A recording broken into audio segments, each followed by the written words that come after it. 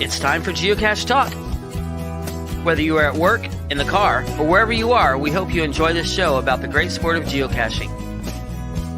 If you're watching live on YouTube, you can be part of the adventure tonight in the chat room and participate with others as they watch the show.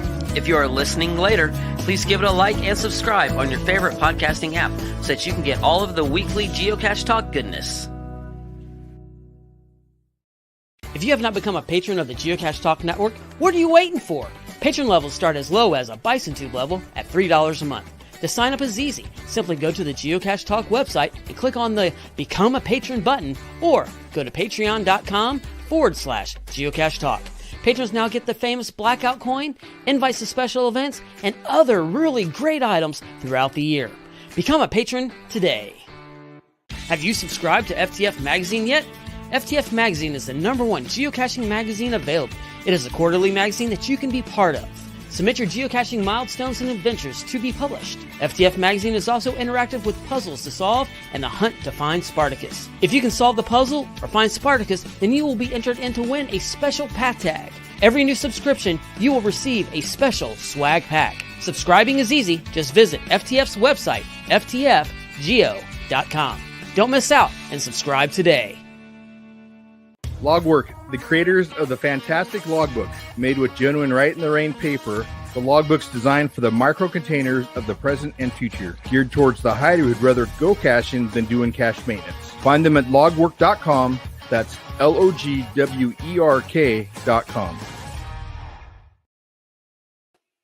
Big thanks to Derek, Baker Six Clan, and our new patrons, Crickets. Cricket sound. I need to get a cricket sound because we don't have any new patrons. But let's celebrate our O's tonight. Oh, let's celebrate. Okay, that was bad. So our Ohio Brian, he's a key finder recently. We've got some Oklahoma, Danny and Dusty. We've got Lauren. Dusty's in Kansas. I don't know why he shows up in. Oh, no, he isn't. Different Dusty. Sorry. I have two Dustys. Dusty and Sepulpa. Sorry about that. Lauren and Paul are in Ontario. There's an O. And then Benjamin and our very own Emily in Oregon. So thank you to all our patrons for keeping the show on the air. And we've got a big show tonight. So I'm going to bring in the whole crew plus our guests. And there they are. Hey, everybody. So John and Jesse, of course, and our guest tonight, Gary Lewis, the father of geocaching Earthcaches. Do you like that, Gary? Makes me feel old. I didn't say the grandfather of it. You're the father. You could say the Godfather. I mean, really all the strings, right? There you go. The Godfather of Earthcaches. No, delighted to be here. Yeah, well, thank you so much for being with us. It's always fun. Check out one of our old shows too. We had you on. That was great. So we've got a couple quick things we need to do. Let's do some quick news.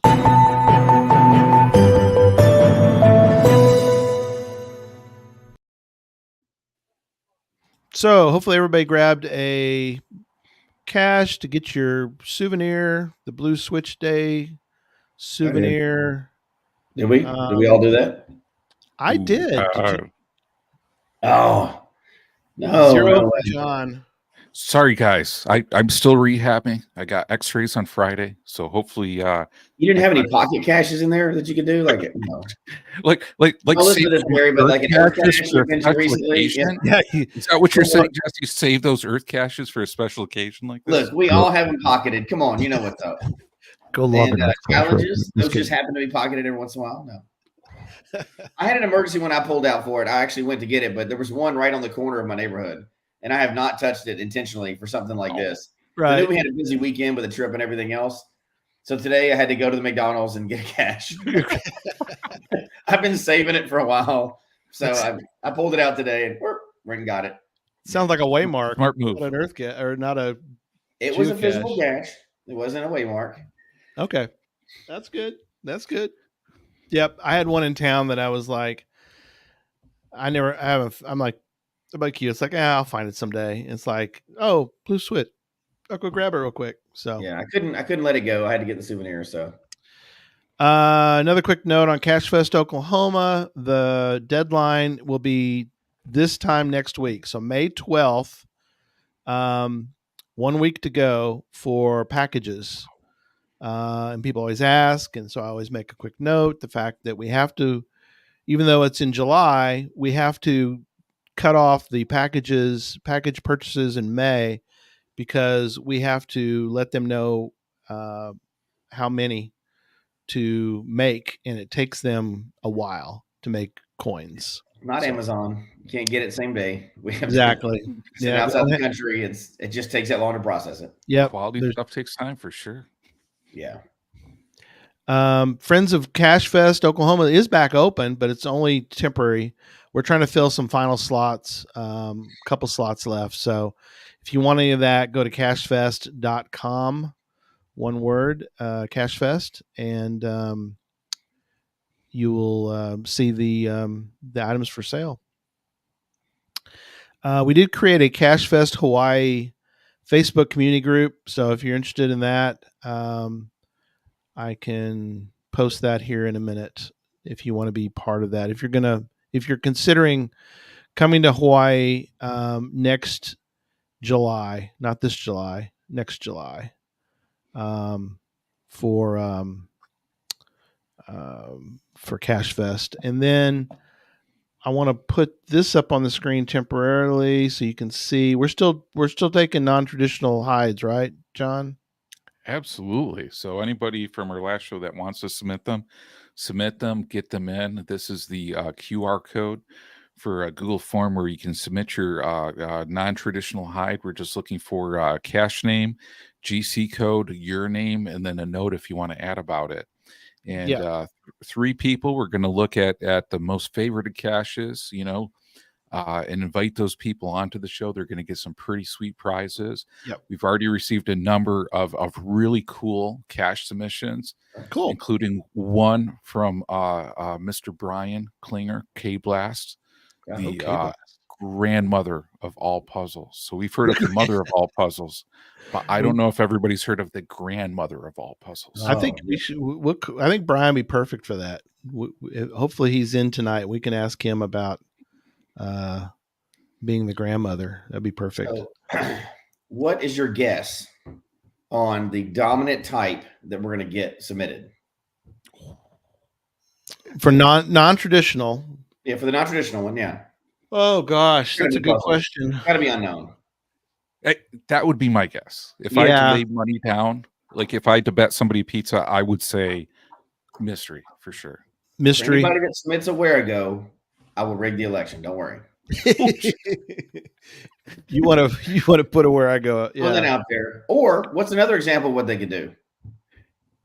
They could letterbox hybrid. Yeah. Earthcache.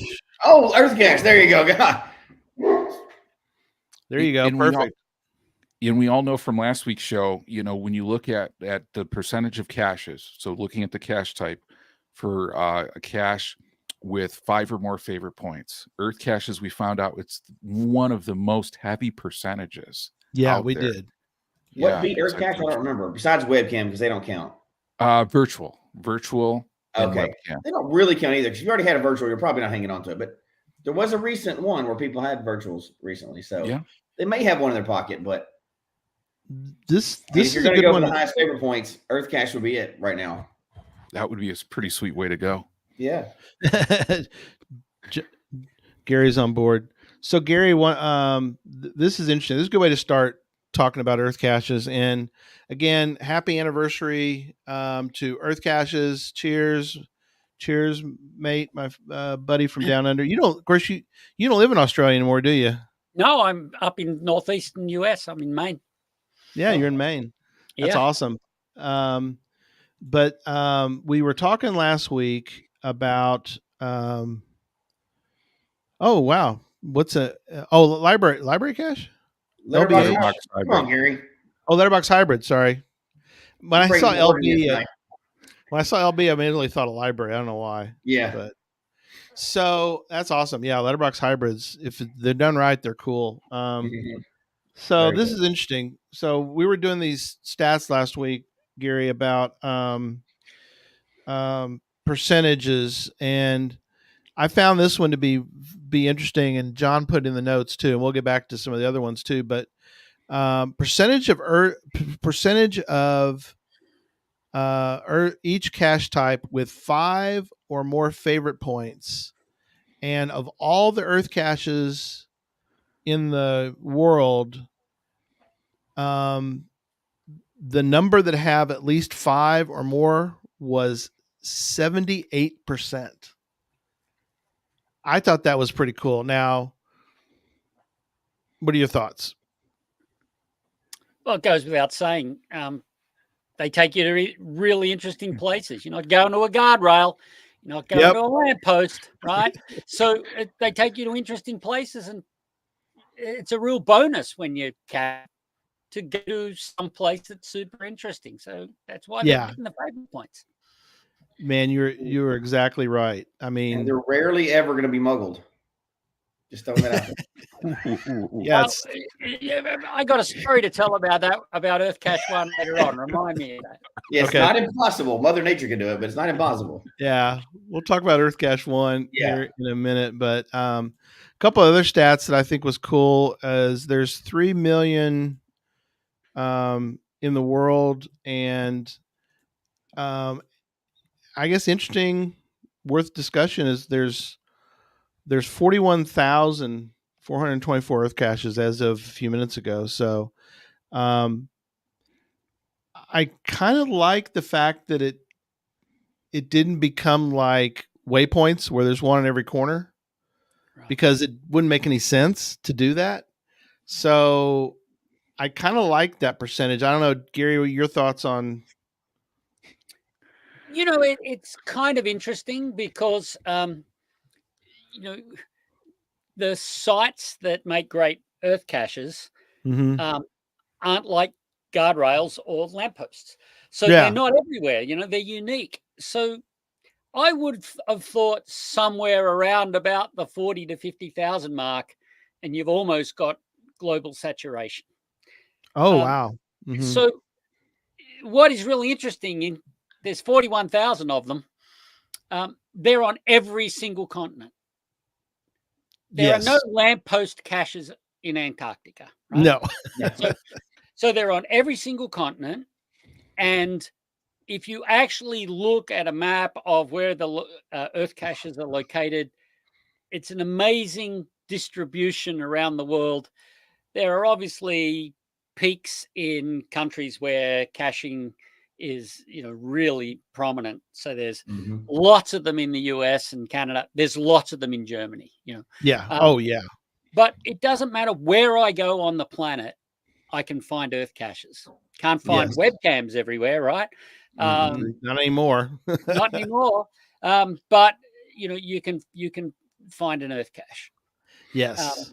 They're not just located all in the US or all in Australia or all in Germany.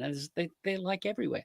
And like I said, it's not something that you can just replicate at lots and lots and lots of different places. Correct.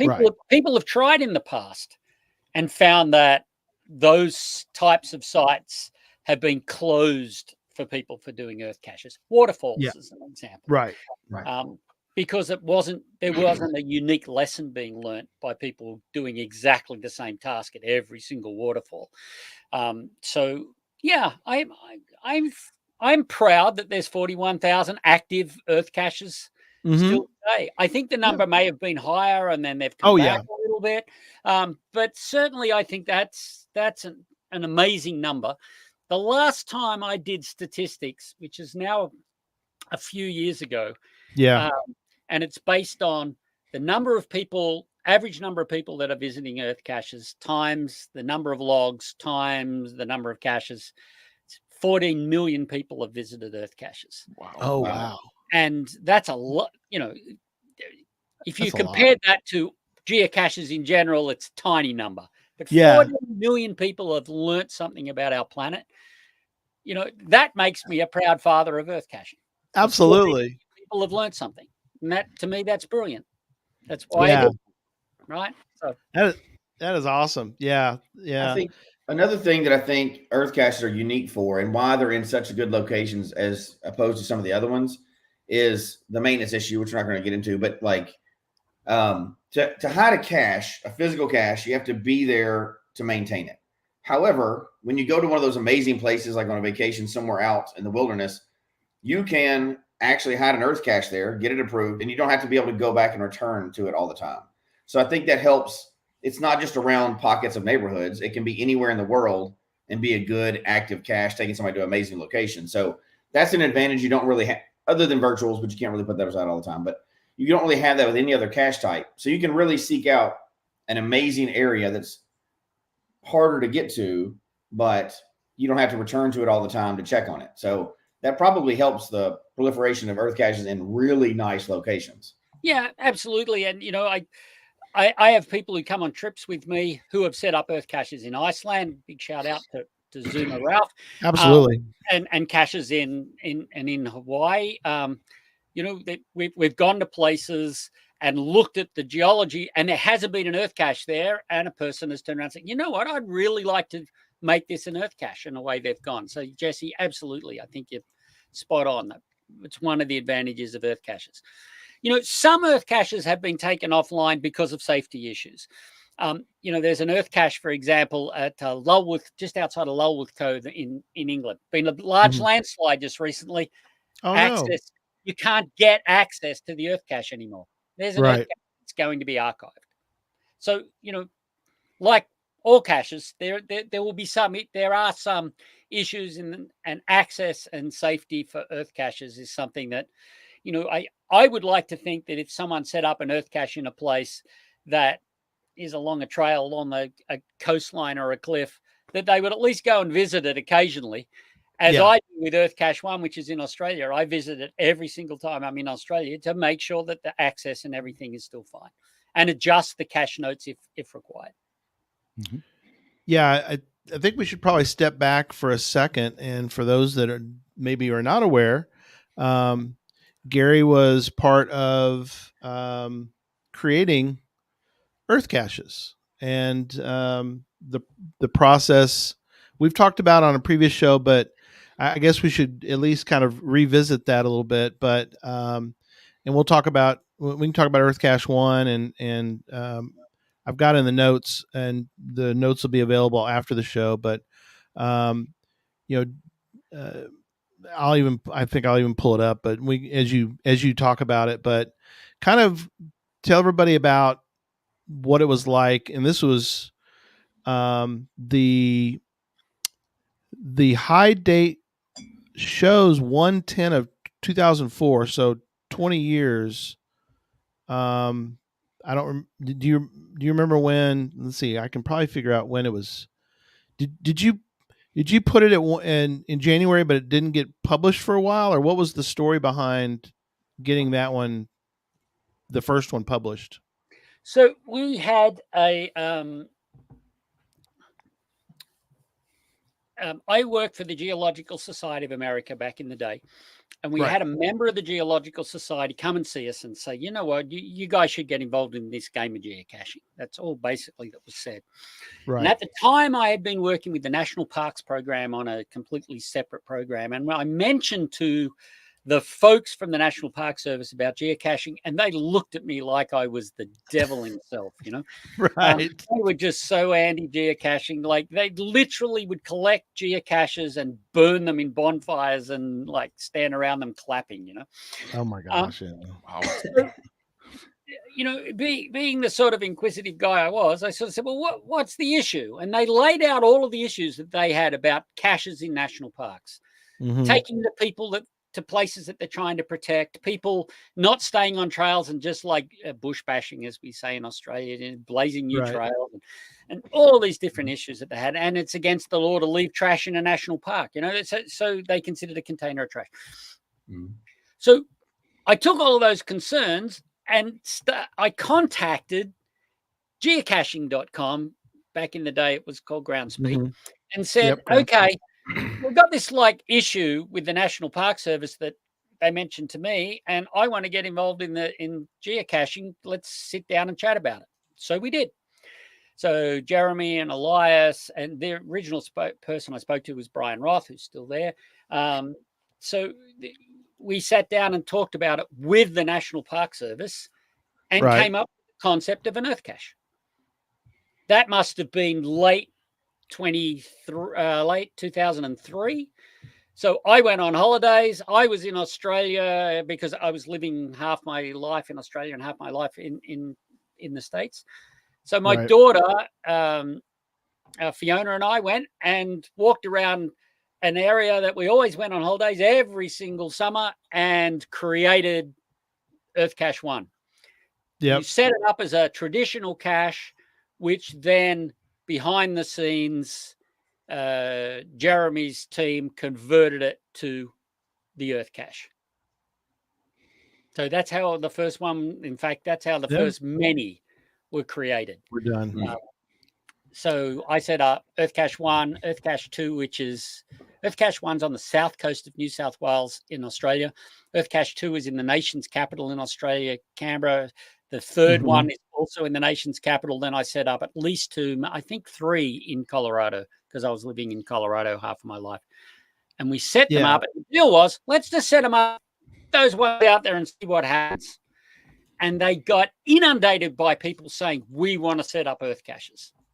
Right. So that's kind of how it started. That first meeting, we developed guidelines. And that's how it all started. Pretty. Yeah, that's awesome. You know, here's one of the pictures, Gary, of the area. I think it's kind of cool because this was one little nighttime one, but what a great area. What a great spot. Oh, it's so beautiful. Earthcache 1 is an amazing location, I got to tell you. As a geologist, people from around the world, geologists from around the world visit that location. Wow. So it's kind of cool. Kangaroos go and swim on that beach there, by the way. So do they really?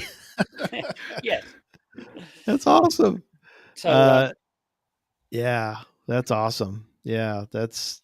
I don't know how many favorites it has nowadays, but it should be visited by more people, because most people who visit it have no idea the history behind visiting Earthcache 1. Earthcache 1. Yeah. And we were talking before the show, and we'll get into we're going to get into the new hiding guidelines here in a little while, but we'll eventually get there. One of the ones that you did, and I don't know, Jesse, if this is on the list of the ones that you have found back in your days in Colorado, but it was called Mica City. Yeah, Mica City. Yep. Yeah, which looks again like a really cool. I don't know if you were able to get to that one while you were living in Colorado, but interesting. Looking at all the people who have posted photos, and we'll get into photos here in a minute, but it's kind of interesting. Do you remember finding that spot and going, yeah, Earthcache? Yeah, it was kind of fun because we decided we were going to set up some Earthcaches, so we went looking for places. And when you live on the Front Range in Colorado, it's just 5-minute drive, and you could find 1,000 places to put Earthcaches because the geology is so exposed. What is cool about Mica City is that it's a site where right against the road you've got access to really big books of mica, and there's actually 2 sites. One of them where the books are small, and one of them where the books are large. Wow! So you're looking and saying, well, here are 2 things within a stone's throw of each other. Why are they different? And that's really the lesson. Yeah. So there was that one.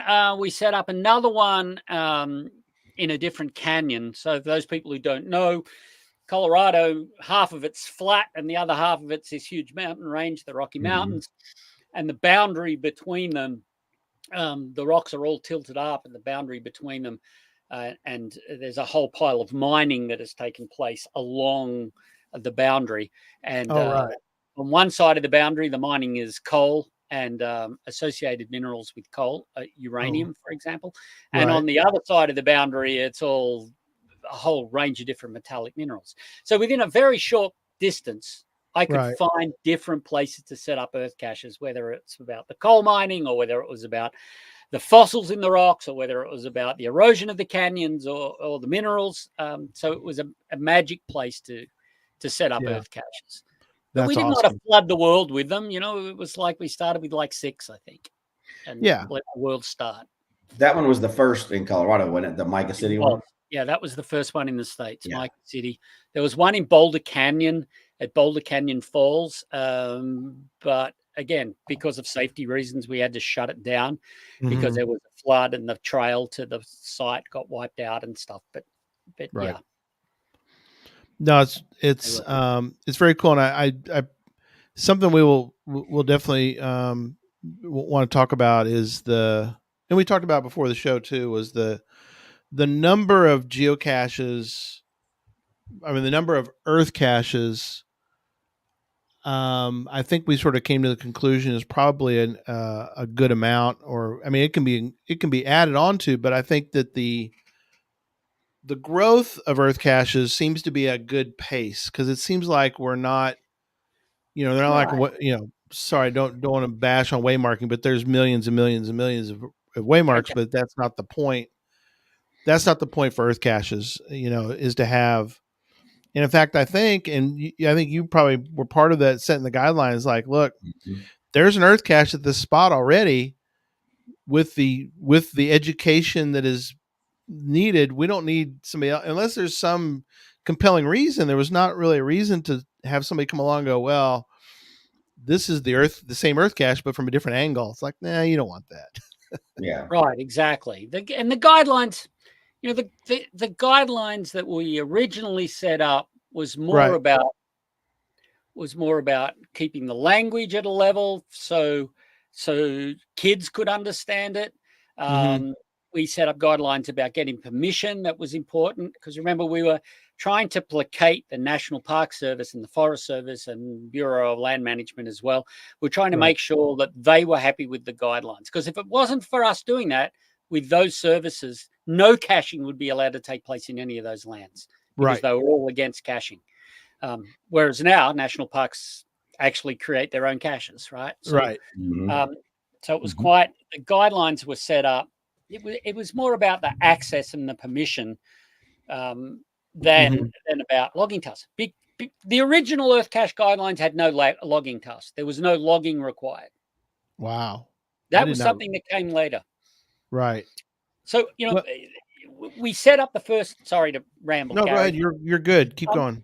We set up those first ones. I'm going to say, well, it was 3 in Australia, 2 in Colorado at least. There may have been a third, so let's call it 6.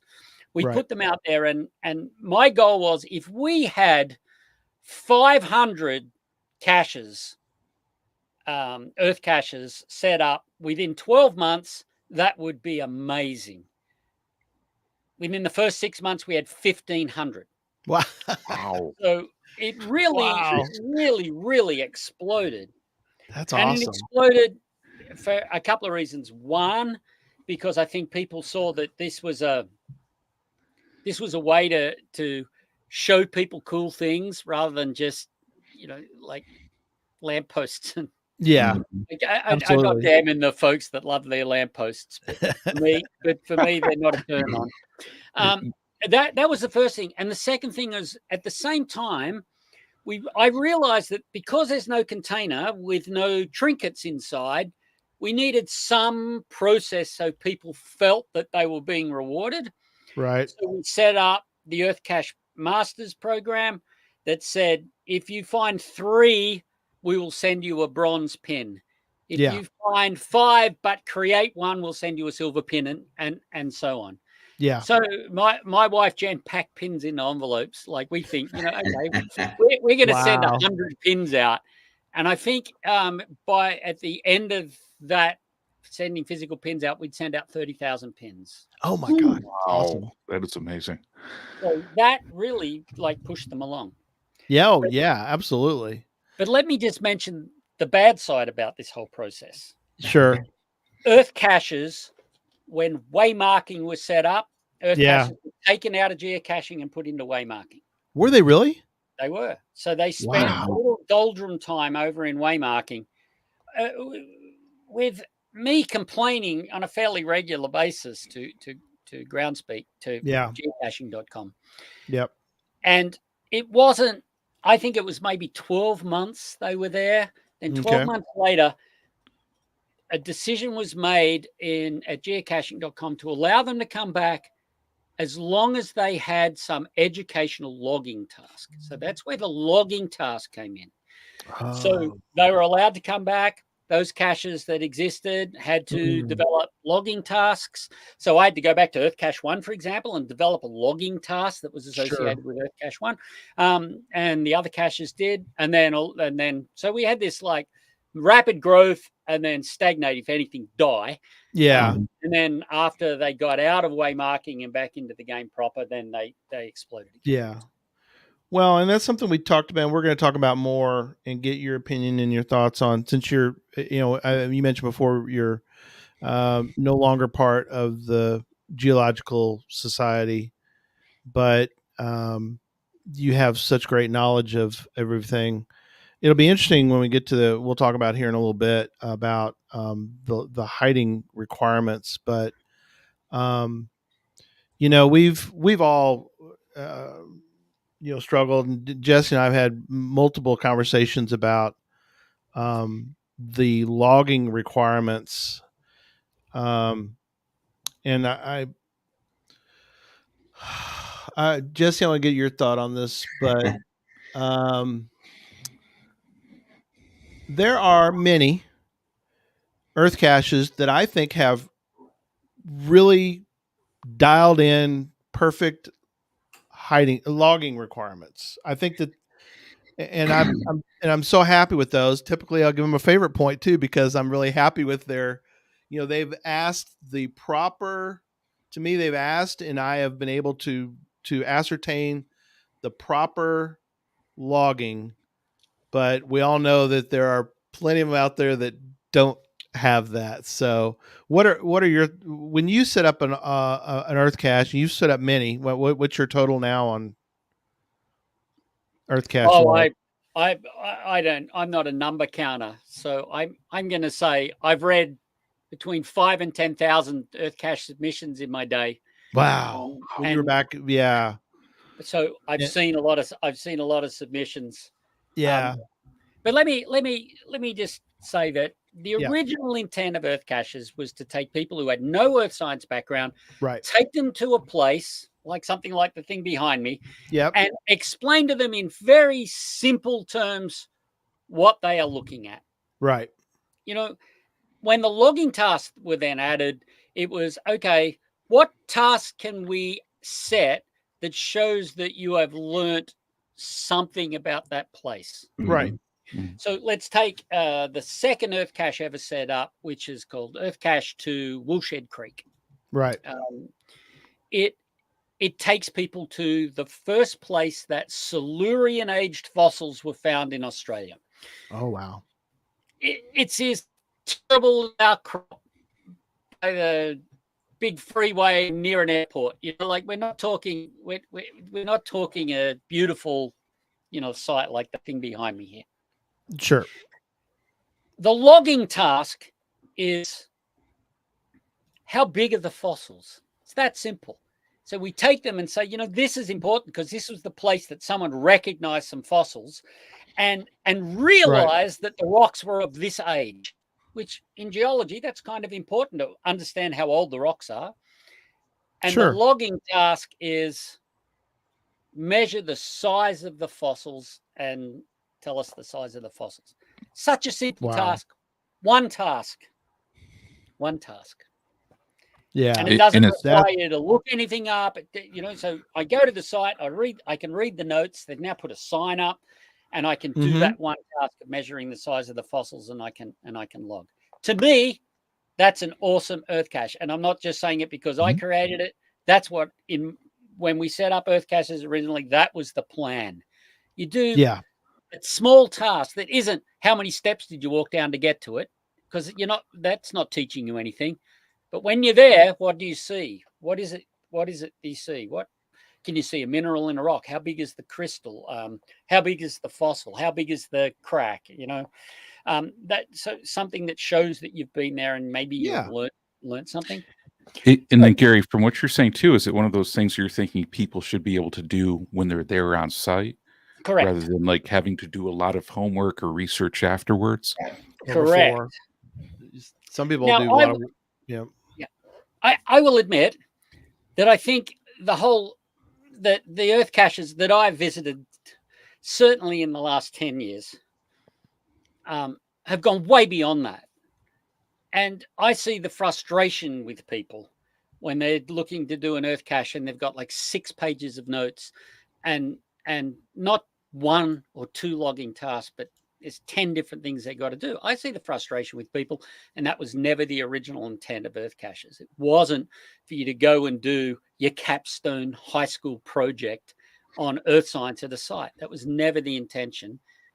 And I think it worked against Earth caches. I think if the very first Earth cache you ever went to was one of those great long-winded Earth caches with lots of logging tasks, you'd probably never visit an Earth cache again.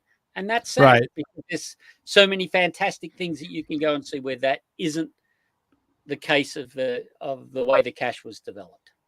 To kind of piggyback on that, I've seen other things that turn people off from Earth caches, and I run mine differently, but you go to, whether it's 10 questions or not, that one, obviously some people are gonna be like, I'm not going through this effort. I can just go down the street and find a cache. But I've also seen the ones that kind of have ambiguous answers.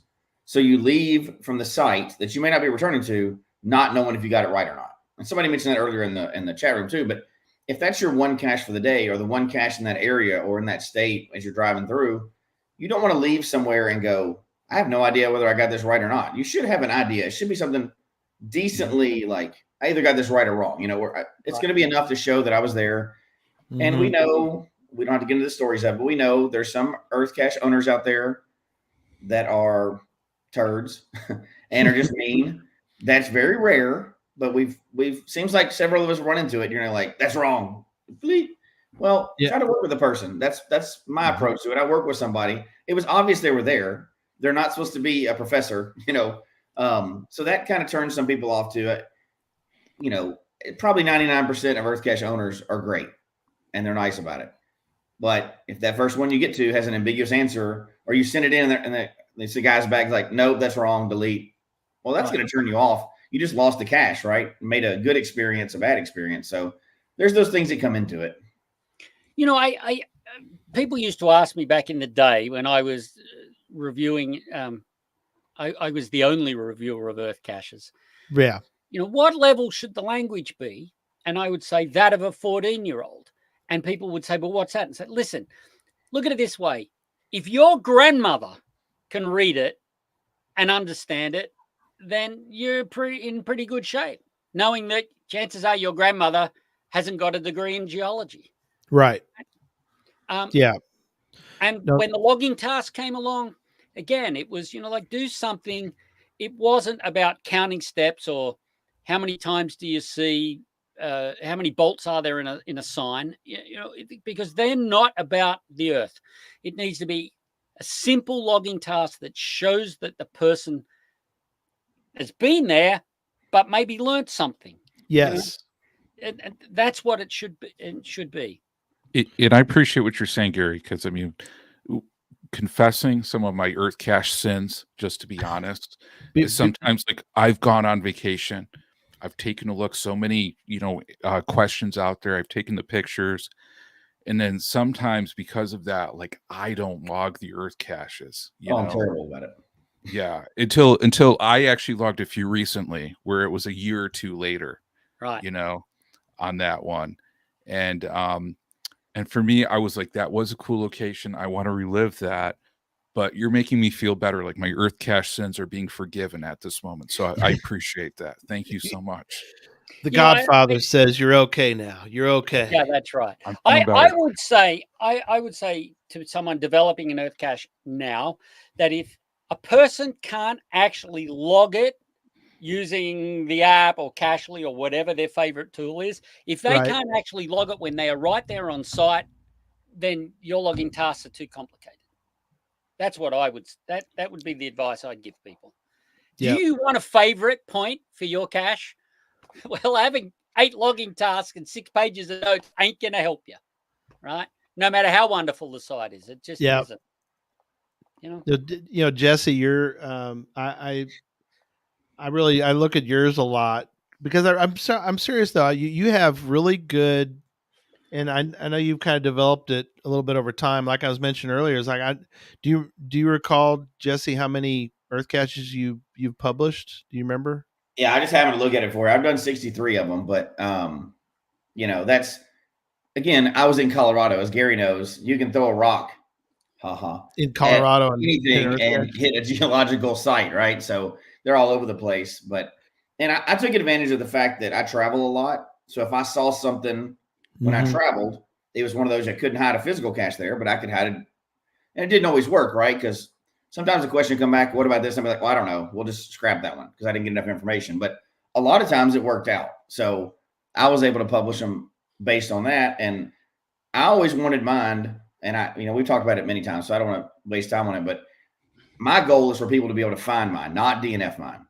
And I will go to a lot of effort and I will chat with people and try to draw the information out, encourage people. No, you were there. We can figure this out. This is not supposed to be you're not supposed to F this geology paper. This is supposed to be, you get credit for this just for being, it's completion. You get credit for being there. And it should be. Now we'll get into it later, but I do have some that are more difficult, but that's very rare. That was just because the option was open and available. But most of mine are ones that I don't want anybody to DNF them. I just really don't. They were there. Now if somebody wasn't there, okay, move on. But if they were there, they've got a picture or two, so that proves they were there. Answer something, and we can have a conversation. I know you're there. Just please log it. Don't DNF an Earthcache unless you couldn't get to it, which in Colorado that is possible. Actually, there's a lot of times you just can't get to one. But you should have tasks that are. Somebody should come away from there feeling better, not feeling dumb. That's just not. That's not geocaching. That's not Earthcaching.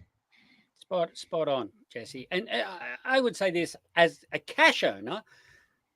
Why would you want to create all that work for yourself by having so many logging tasks and having to go backwards and forwards with people if you've got a simple, easy logging task for people to do that shows that they were there and shows that they've learned something, you're on a winner.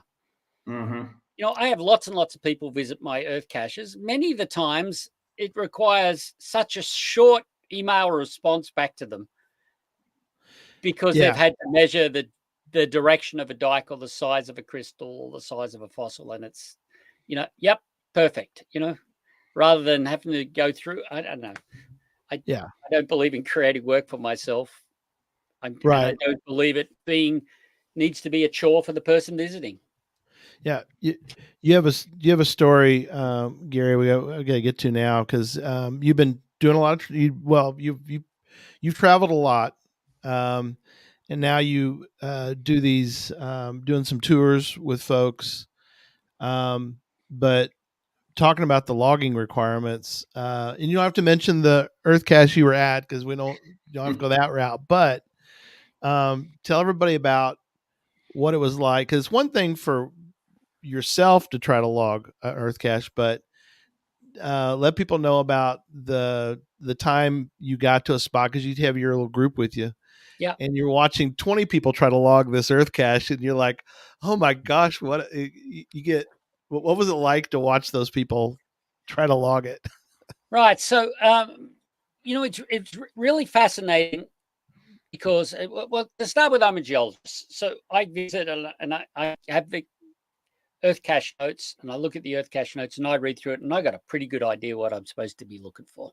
Right. But when you're with people who are not Earth scientists and you're with a group of people, it's really interesting to see the dynamics between them about how they're going to log an earth cache.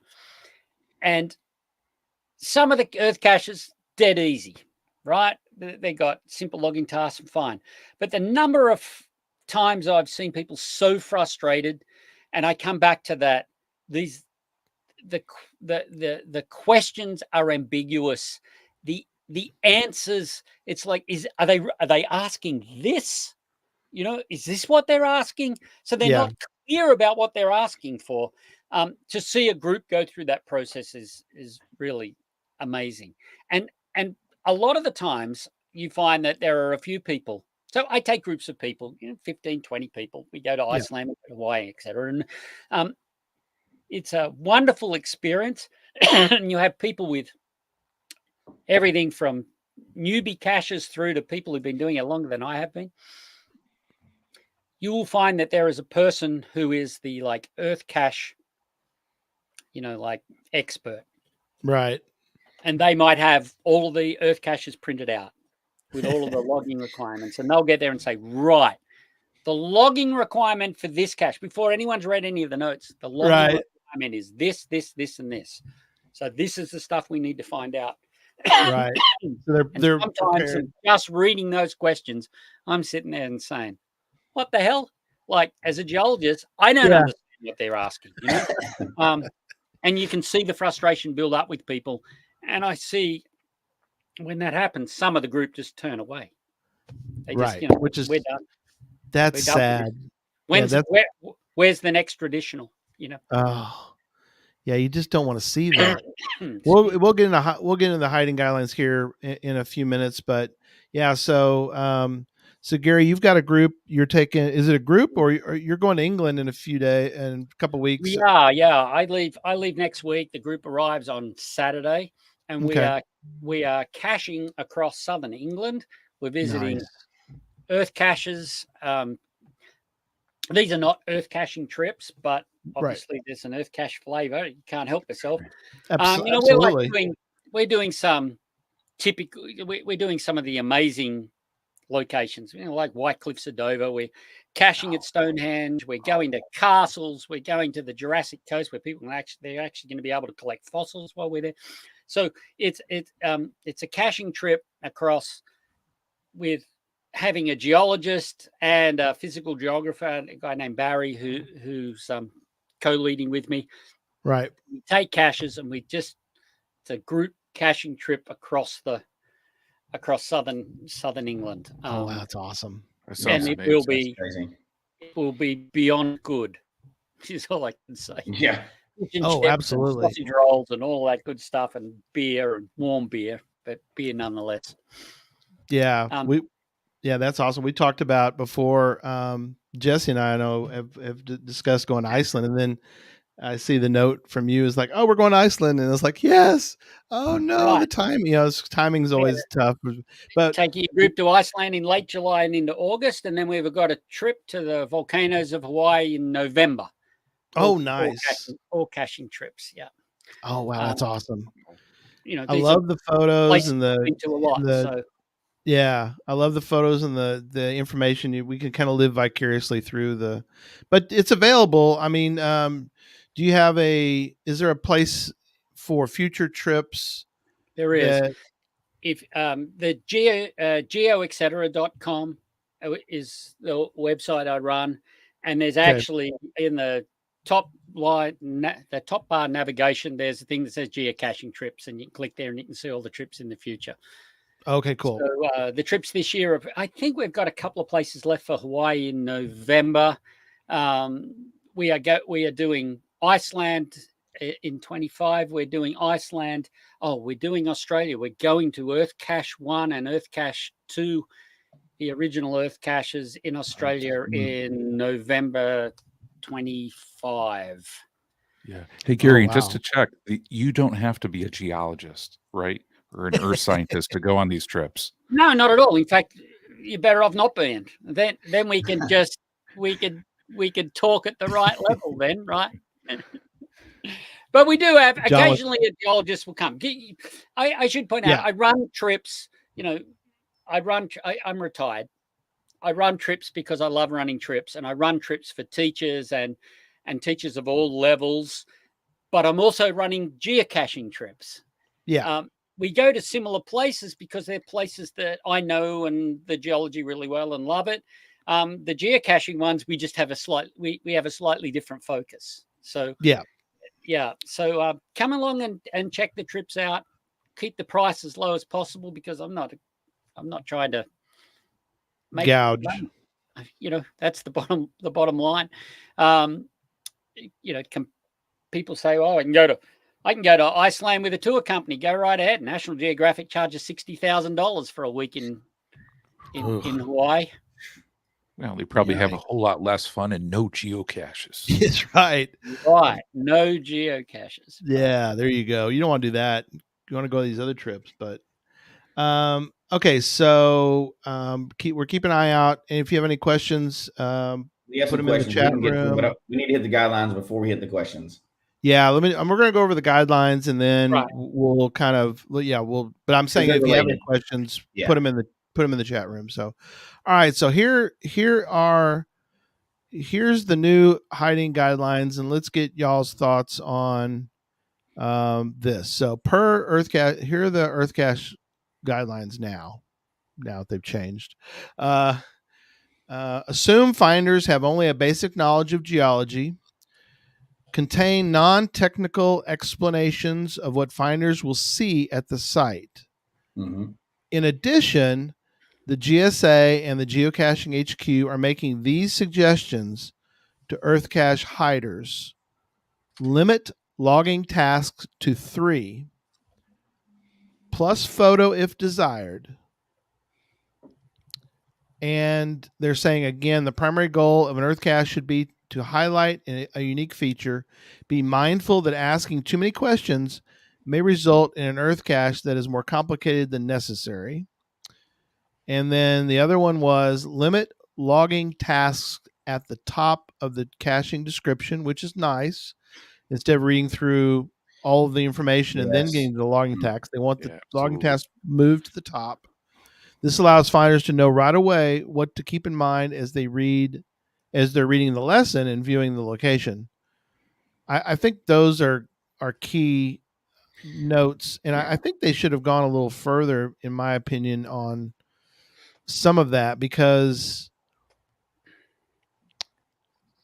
I appreciate when I get y'all's opinion on this, but I do appreciate when I have a sort of a description of what, sort of a technical, I guess, description of what I'm looking at, because we can look at a location and we go, okay, this is cool. What am I, what is it I'm learning here, or wanting to learn? And somebody has taken the time to give me sort of some basics about, okay, this is an example of, the earth uplifting, and we're seeing this, that, and the other. You're like, okay, cool. But in plain language. Yeah. Technical information, but in plain language is the key. Right. And I don't need the whole book. I don't need just, a couple paragraphs here, Give me the highlights. Show me the highlight, But what are y'all's first thoughts on this? I got to tell you, I like them because one of the lenses I think about, and I appreciate what Gary was saying, it's you get new cachers in the game, and how many new cachers they start with traditionals because maybe multis are too hard, mysteries are too hard, earth caches are too hard. But to me, this is a great way to get people who are just starting off caching to get a valuable lesson, go to a cool location, and get into earth caches. So from my standpoint, I love these because I think the value of geocaching is bringing a community together to explore this and enjoy things. And of course, I love the outdoors. So I got to say, I love the changes. I agree with all the changes, except for it does raise some questions, which we kind of talked about before the show started. But I think one of the ones that bring them up too, as a cache owner, it's important to me, is a photo at the scene. And I don't need them to take photos and pretty pictures, which I always want to, because you usually get to see awesome stuff, right? But if I have that photo that shows they're there, it helps me as a cache owner when they have trouble. because I can go, well, I know for a fact they're there. I'm going to make sure that I can talk them into feeling like they've got enough to find that log.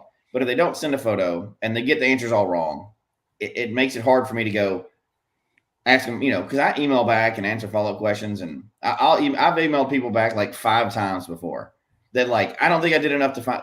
I'm like, no, you did. You were there. You did enough. You looked at stuff. You did it. Let's talk about it. But if they got that photo, I have that confidence of going, it's not somebody trying to cheese them in, right? Like, Right. armchair log, because it's possible. You can look them up or you can share answers with people. We know people all do that. It's more rare on Earthcache, I think, than other ones. But and then so to me, I like that. They should keep the photo in there. But the 3 logging task is interesting. The questions at the top, that is really good, because even though Earthcaches are usually made better on average than some of the other ones. I've seen traditional caches with no description. Right. Literally no description. They were published that way. Right. You're not going to get away with that with an Earthcache, right? You No. can't. So, but the questions at the top are good because you can see immediately, this is something out of my depth. I may not want to try that today. I don't have time to do it. Or I think I can do this. And then you get into a full description. So I think I've had to scroll before with those really long ones and scroll.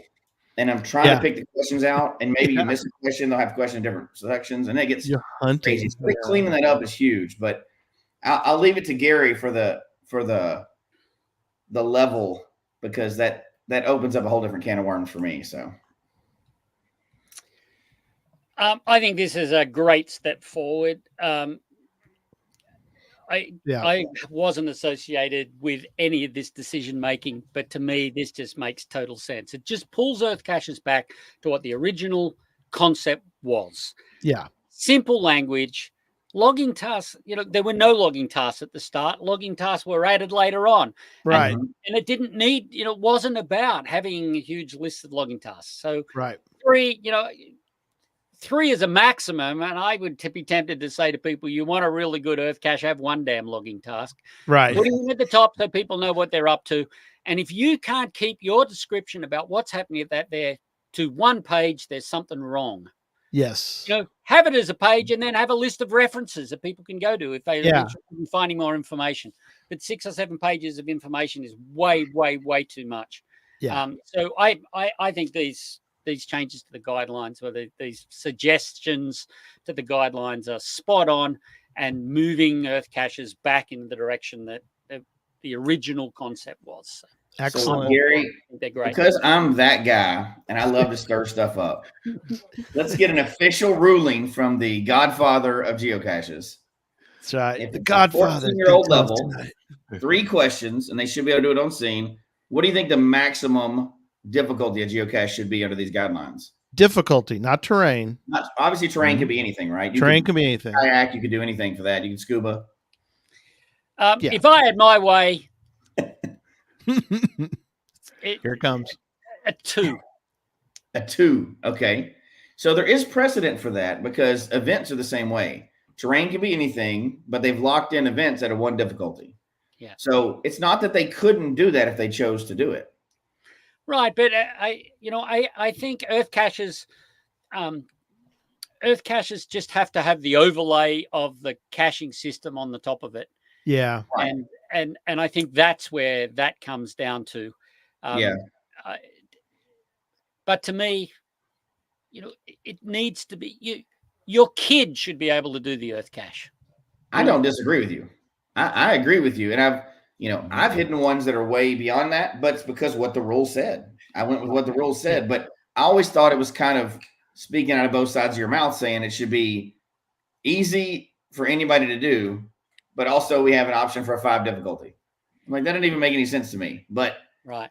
Maybe they're going to eventually go that way, and this is laying the groundwork for it. But, somebody's going to complain no matter what they do. So people are going to be mad if they do it. People are going to be mad if they don't do it. So we don't have to make so the guidelines for Earthcaches there's been an evolution of the guidelines over time. And I think the guideline changes, some of them have been made in the past to stop stupidity, people putting in requests for photographs that you've got to, it needs to be from here to here and here of your face. Like why? There's no point. That's crazy.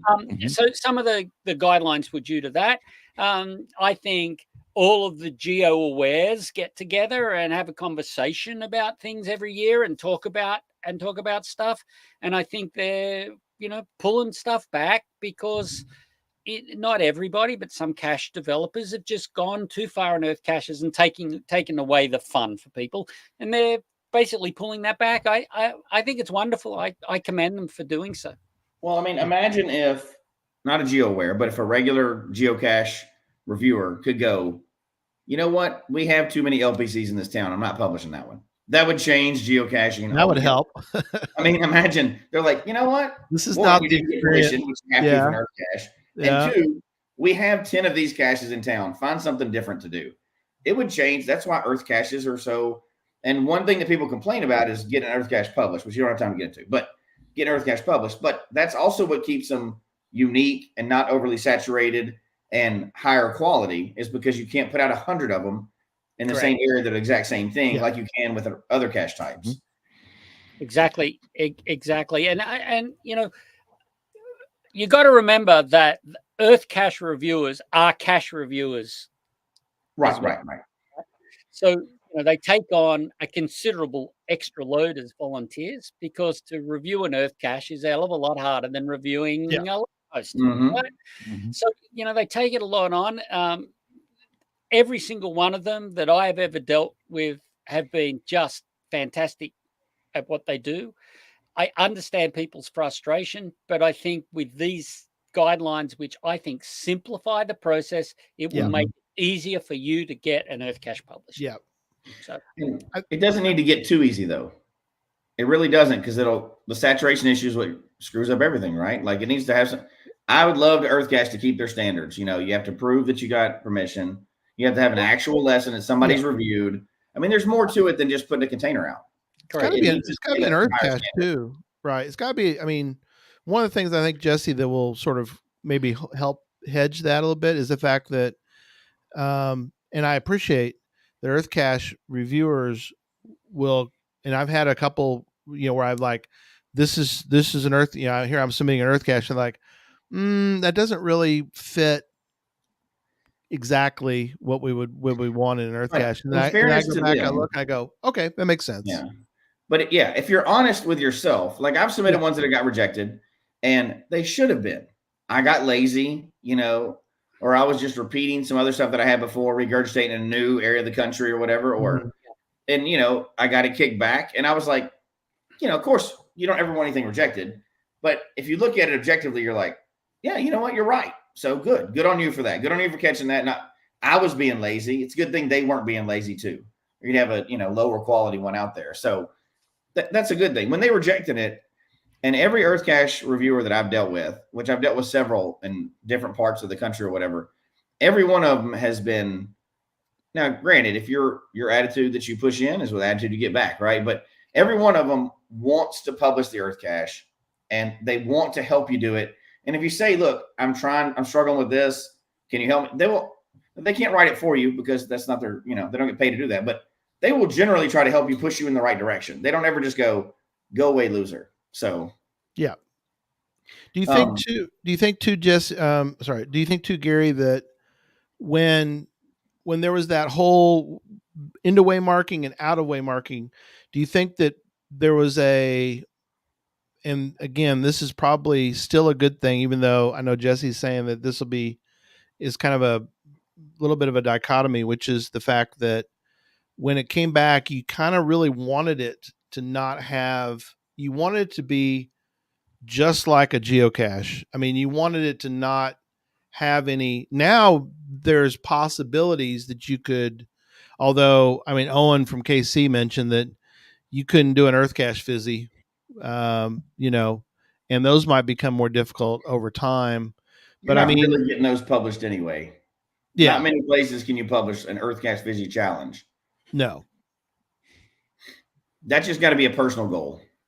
And it's not true, actually. It would be easier to do an Earthcache fizzy. It would be whatever was available on Earthcaches. If it only went up to 2, but all terrains, that would be the fizzy for that cache. It would be done. Yeah, that's true. You're right. That would be it would actually be easier. But there's a couple of questions. You want to hit those before we run out of time, too? Yeah, go ahead. I think Gary's already answered them, but might as well hit it anyway, right? Yeah, sounds good. But it's valid.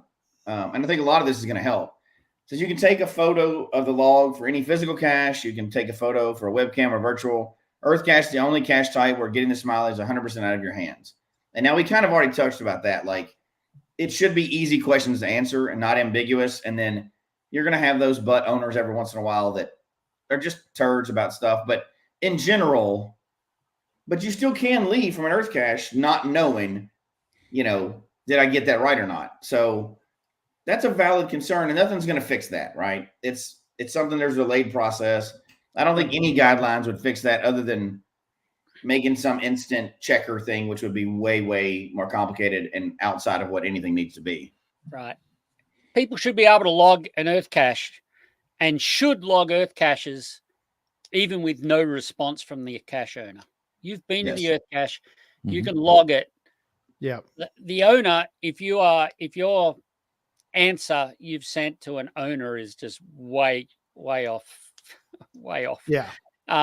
then the owner can then get back to you and say, hey, like this wasn't there, right. Yeah. You really should just be proving they're there. Yeah, you're not trying to catch somebody wrong. That's not the goal of an Earthcache. Right. This next one's an interesting one. Yeah. There are Earthcaches out there that require you to have some other piece of equipment. This one with litmus paper that Creepy Leech is asking, and I've been to ones. There's one in Hawaii that we go to that you need an instrument to measure the salinity of the water. As long as that is up there, and that requirement should be up there because it's a logging task, should be at the top of the page, I have no problem with those Earthcaches. No. That's what would make an Earthcache a difficulty 2, in my opinion. And I think that's as long as you're giving people ahead of time. Like, perfect example, parallel for this would be a gadget cache, where you show up and you need a battery to operate it. Well, that should be clearly obvious on the cache page before you get there with the description that says you need AA batteries to do it. That's a good example of, if I don't have AA batteries, I'm not going to go to that cache because I'm not prepared to do it right there. But now you shouldn't be 8 paragraphs in and they go, oh yeah, check the litmus. What? No, I don't carry that with me. That should be at the top. My car. Bold. Just like Gary said, that should be very bolded at the top and obvious from the beginning. Because that is not normal. You do see one of those, and I've done one where they need not a clinometer. Okay, well, look at that. I got that right in the first guess. We had to have one. Well, somebody did, and we all went together to go do that Earthcache because somebody had one, access to one.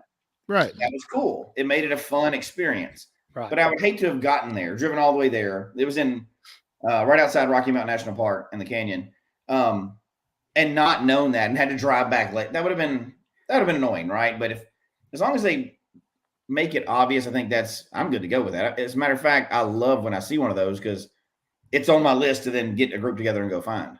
Right. I have no problem with the equipment. It needs to be upfront, really obvious that you need it. So when someone opens the cache page, they can say, I can't do that one because I don't have the bit of equipment, and they're not doing the traveling. And that's what would make it a harder cache rating if that was something that you worried about. So Nathan asks, he said, I've noticed it's much harder to get an EC published these days. I'm curious if people are still attempting to submit them. How many Earthcaches are submitted today that are denied? And I doubt you know that stat off the top of your head, but there are limiting factors, right? They've cut down on saturation. There's certain things that they don't allow now. You mentioned that earlier. Correct. Like waterfall, there are some things, and if you go to the Earthcache page on the Geological Society of America's page, so that's geosociety.org, and you look for the Earthcache page. There used to be a list of the caches, the phenomenon type. Waterfalls is one of them. Glacial erratics, because if you live in Maine, every rock in my yard is a glacial erratic.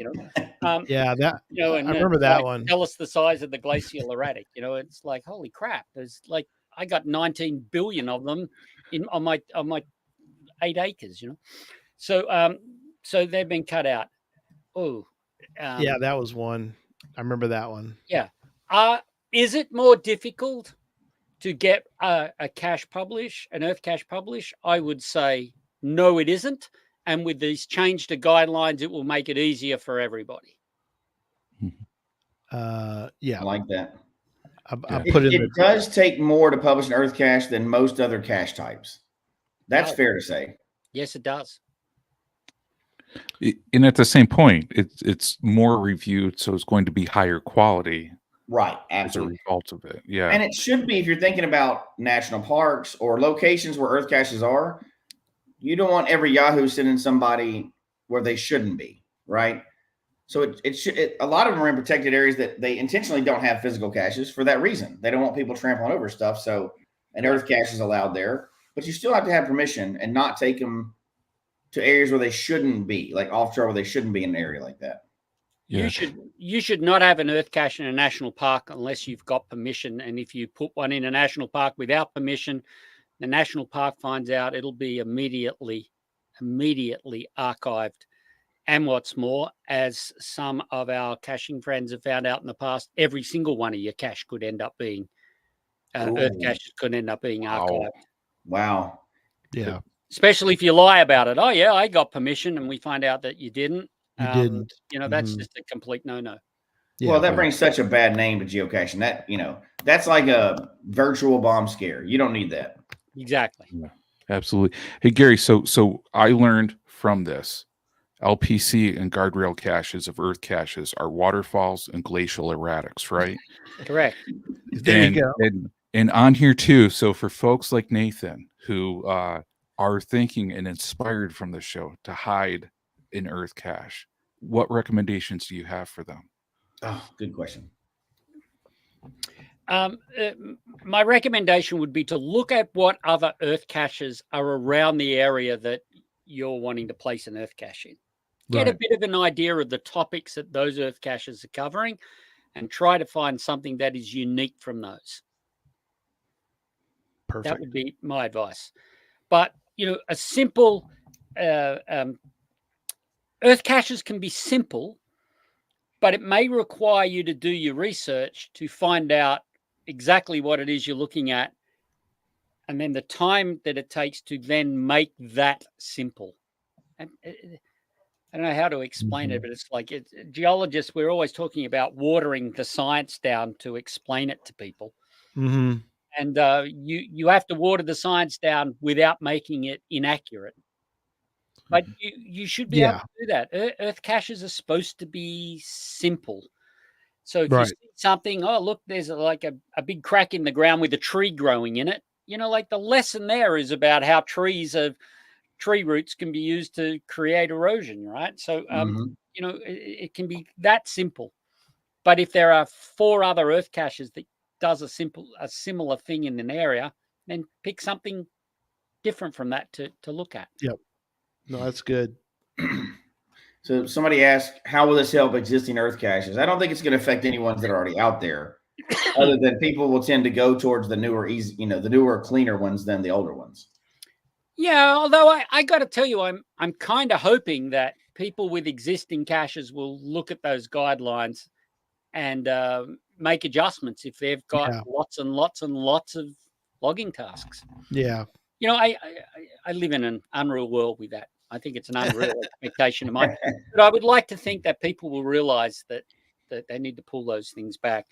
I have, he says, with a smile, I have contacted some cache owners when I've been on trips and I've seen people really struggling with their caches. I have contacted some cache owners and say, you know what, this one's over the top.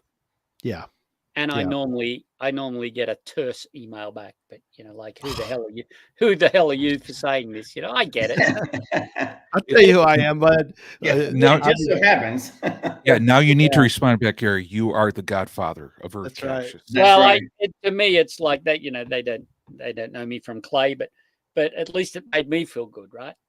Right. I said something.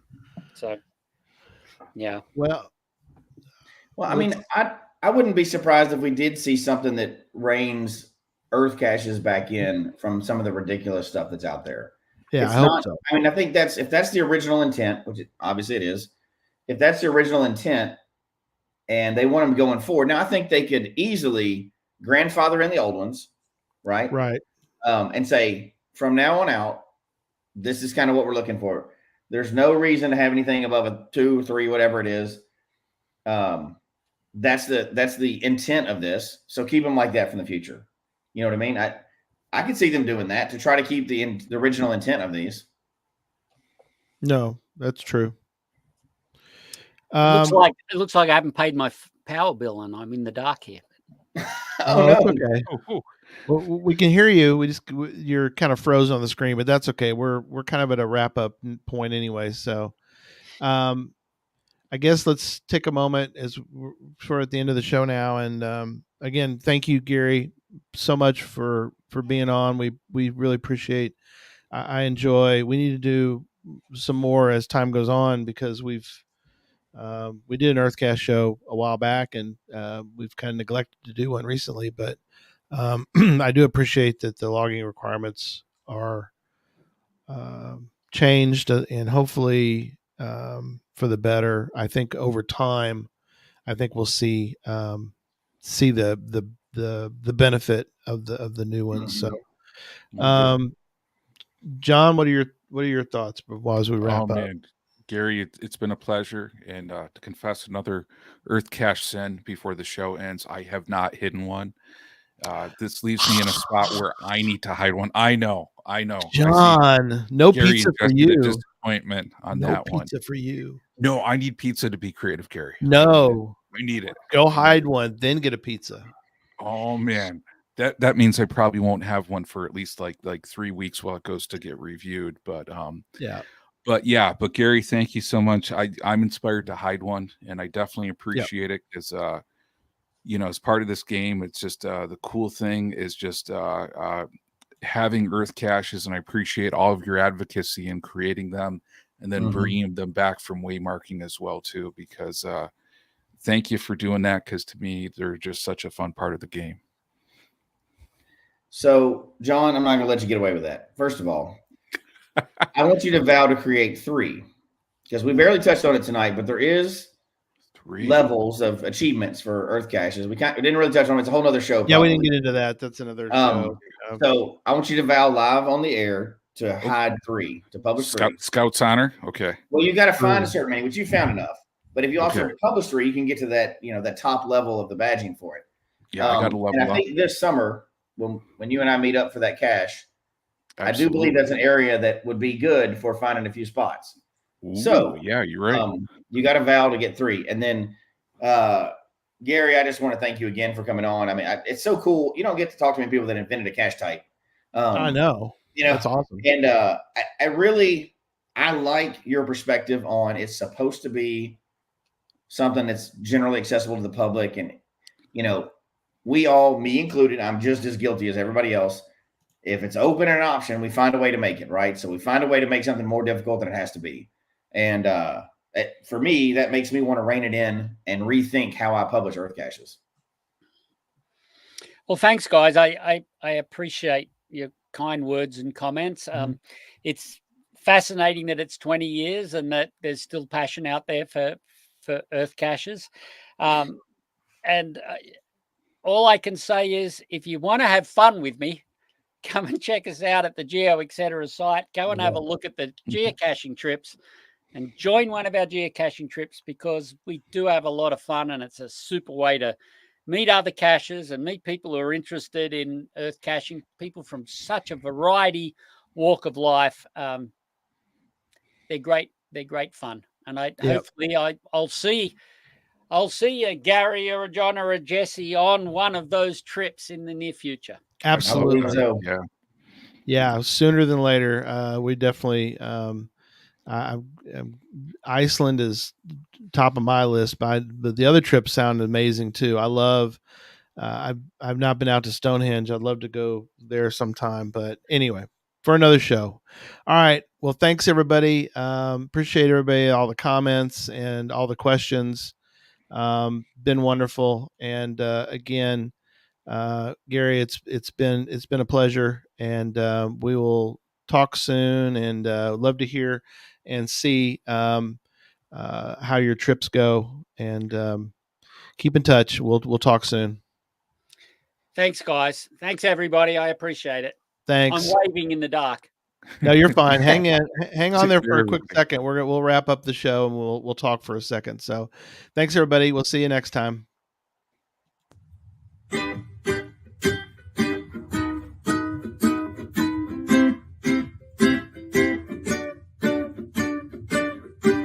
May your finds be many and your DNFs be few. May the terrain and difficulty both be less than 2. And whatever it is you're looking for, may it find its way to you.